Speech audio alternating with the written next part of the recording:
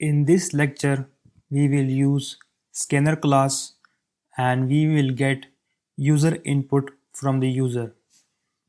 In the previous lecture, we have import the scanner class in our project with the help of util library, right? Now we will use scanner class and we will get user input. So first of all, we have to create the object of scanner class. For that, write scanner, write object name as input. You can write your own name for object name, then equal sign, then new keyword.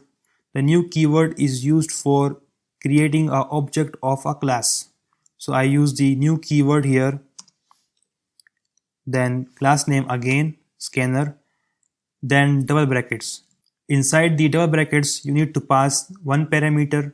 It requires one parameter. So I will pass system.in. System.in will listen for the user input. Then semicolon. Semicolon will end this line of code. So in this way, I create object of scanner class, right? Now I will print something.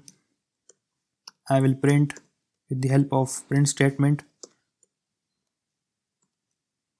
I will print here enter username, right? And then I will read the user input. For that, I will use the object name of scanner, that is input. Then I will write dot. So at here I have a lot of options, right? So I will use the next line option.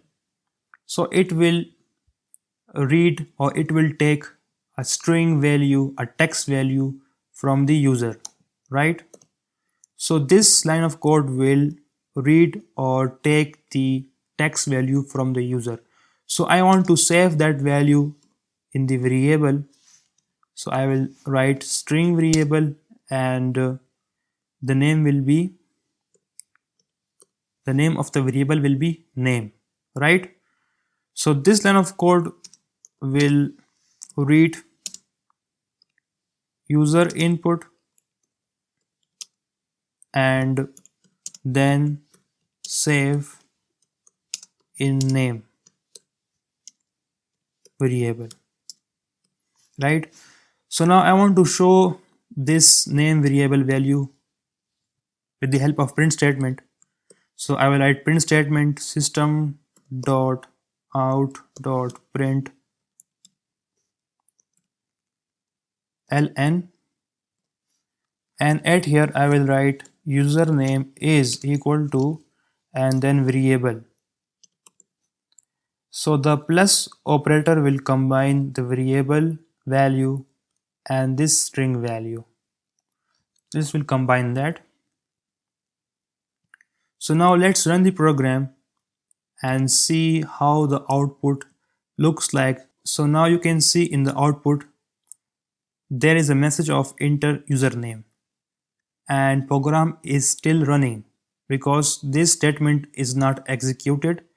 So I will write here Safi Khan, my name, and it will still listening for my inputs until I press the enter button. When I press the enter button, it will stop listening to my inputs and program will stop executing. So now I press enter button and you will see the last print statement, username is Safi Khan, and in the end process finished. So in this way you can listen for user inputs and you can display as you want. So that's it.